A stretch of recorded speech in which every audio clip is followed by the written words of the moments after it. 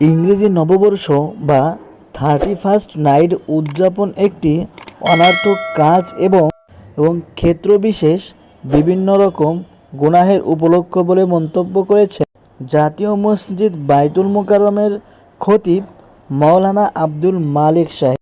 তিনি বলেন, 31st night উদযাপন বিধর্মীদের সংস্কৃতি, তাই কোনো মুসলমান এটি উদযাপন করতে পারবে না।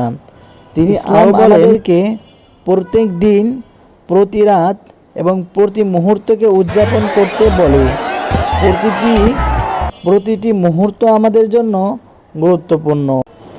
হাদিসে এসেছে, যখন সকাল হয় তখন সন্ধ্যার অপেক্ষা করো না, আর যখন সন্ধ্যা হয় তখন সকালের অপেক্ষা করো না। তাই ইসলামের নিয়ামত পেয়েও বিধর্মীদের সংস্কৃতি ধার নেওয়া আল্লাহর নিয়ামতের প্রতি অকৃতজ্ঞতা। 31st নাইট উদযাপনের ক্ষতিকর দিক নিয়ে তিনি বলেন, 31st নাইটের এই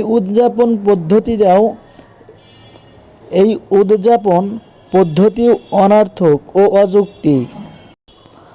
আতশবাজি পোড়ানো ও প্রচণ্ড শব্দে পটকা ফোটানোর কারণে হাসপাতালে অসুস্থ রোগীরা কষ্ট পায়, বাসাবাড়িতেও বয়স্ক এবং শিশুরা কষ্ট পায়, কোটি কোটি অর্থের অপচয় ঘটে, এমনকি সাম্প্রতিক সময় নারী ও শিশুদের মৃত্যুর ঘটনাও ঘটেছে।